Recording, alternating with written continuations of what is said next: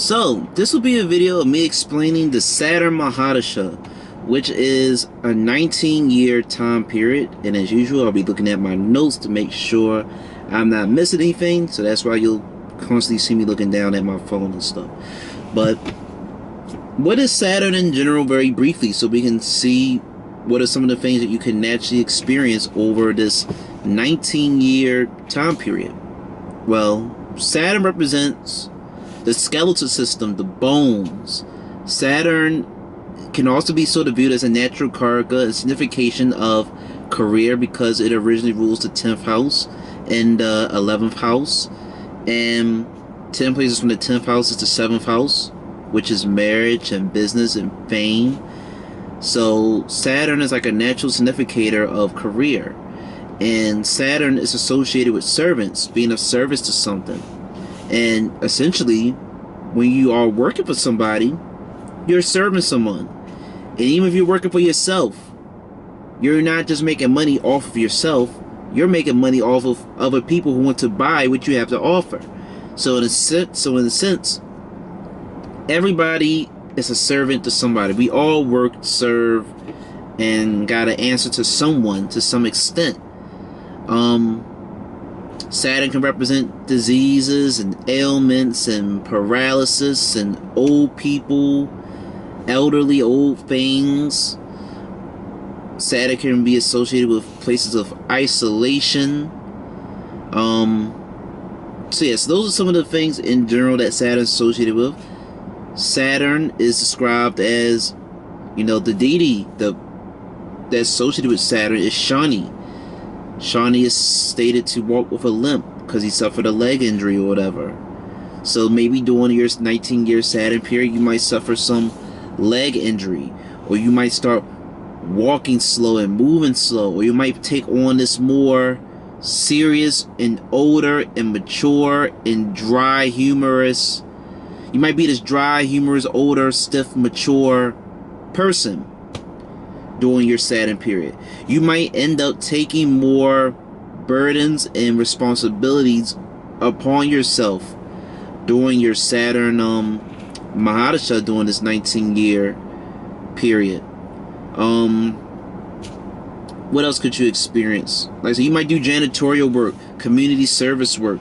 Why? Because Saturn, like I said, is for one, a servant, and Saturn's multiple sign is Aquarius.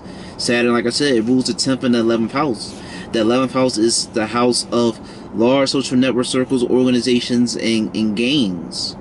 So, the 11th house is sort of like, the house has got many different meanings, but you can sort of look at the 11th house as like a house of you making financial gains from maybe serving other people, or through networking and making connections with other people and stuff. Because after all, 6 places from the 6th house is the 11th house. So the 11th house is like the evolved higher form of the 6th house. See, 6th house is slaves and servants and bills and debts and, just that type of stuff. It's your debts to society. 6 places from the 6th house is the 11th house. And Aquarius is 6 places from Virgo. Aquarius is a very karmic sign. And Aquarius sort of wants to wake up and elevate the masses, which is why, in a sense, the symbol for Aquarius is a person like holding a jar of water and is pouring it. It's like it's waking up and nourishing the masses, nourishing and wakening up the consciousness of the people in the society and stuff, which is why Aquarius is sort of stereotypically associated with like revolutionary things and whatnot. But in a general sense, with Saturn having this connection with Aquarius in the 11th house, doing your Saturn mahadasha, like I said, you might do low-level work to support the community, to support the masses. You might be a janitor, like I said. You might do some community service work, get into charity, some non-profit organizations, some donation stuff. You might want to do you might want to do these type of things during your Saturn mahadasha. You might work in a jail. You might end up in jail. You might end up in some place of rehabilitation and isolation. You might end up in a hospital because Saturn is like a karaka of the 6th house, the 8th house, and the 12th house, which are all the Shanta houses. The 6th house is the servitude house, paying your bills, debts, and karmas. The 8th house is death and transitions and occult mysticism and taboo stuff. The 12th house is foreign lands, isolation, hospitals, rehabilitation centers, jails, places that sort of take you and isolate you away from the world and society. So, you know, during your Saturn mahadasha, you might want to be left alone, be in a place of isolation and solitude.